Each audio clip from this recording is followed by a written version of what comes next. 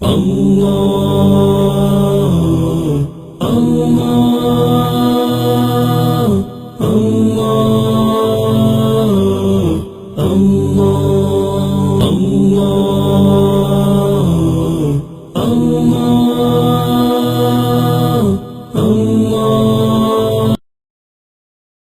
اللہ الرحمن الرحیم۔ استاد محترم، بیرون ملک رہنے والے ایک بھائی کا سوال ہے، اگر کسی بھائی کو ملک سے باہر یا شہر سے باہر موت آ جاتی ہے تو کیا یہ ملک سے باہر اور شہر سے باہر اپنے گھر سے دور موت کا آنا کیا یہ کسی فضیلت کا باعث ہے یا نہیں؟ احادیث میں اس کا کوئی ذکر ہے تو ہماری رہنمائی فرما دیں۔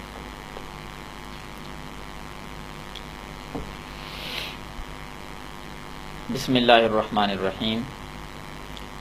محترم حافظ حبیب الرحمان صاحب، آپ نے جو سوال کیا ہے کہ اپنی رہائش سے باہر دور کہیں موت کا آنا اس کی کوئی فضیلت ہے یا نہیں، تو حدیث مبارکہ سنن نسائی میں ہے، اس کی فضیلت ہے۔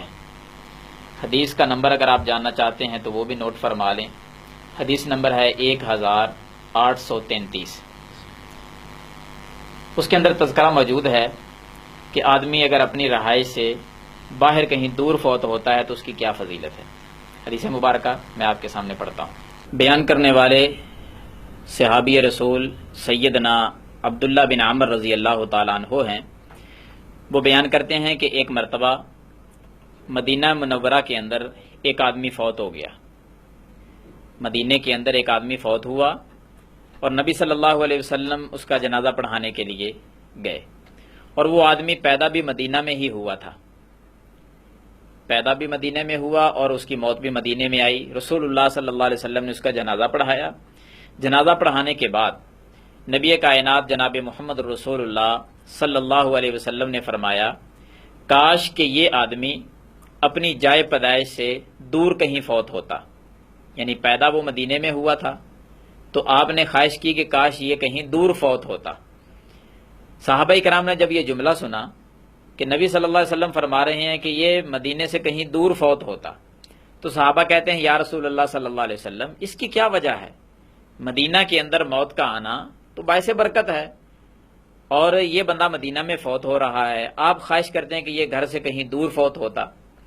تو آپ صلی اللہ علیہ وسلم نے فرمایا اس کی ایک وجہ ہے، اور وہ وجہ یہ ہے کہ جو بندہ اپنی جائے پیدائش سے کہیں دور فوت ہوتا ہے، یعنی جہاں اس کی رہائش ہے، جہاں وہ پیدا ہوا تھا، وہاں سے کسی دور جگہ پہ رہتا ہے اور اس کی موت دور علاقے میں آتی ہے، وہ شہر ہو، وہ دوسرا ملک ہو، وہ جتنا بھی دور ہو۔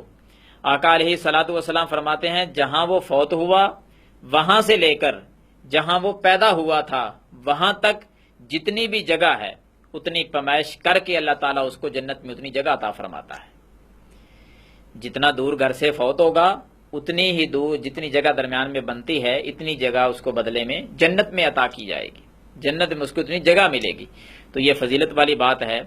تو محدثین پھر لکھتے ہیں اس حدیث کے بعد، امام نسائی رحمہ اللہ یہ حدیث لے کر آئے ہیں، اور اس کے بعد انہوں نے لکھا ہے کہ یہ جو بندہ مدینے میں فوت ہوا تھا، آپ کا کہنے کا یہ مقصد نہیں تھا کہ یہ مدینے میں فوت نہ ہوتا، بلکہ آپ صلی اللہ علیہ وسلم کا مقصد یہ تھا کہ کاش یہ پیدا کسی اور جگہ پہ ہوتا اور فوت آج مدینہ میں ہوتا، تو پھر وہاں سے لے کر یہاں تک اس کو پیمائش کر کے جنت میں اتنی جگہ عطا کی جاتی۔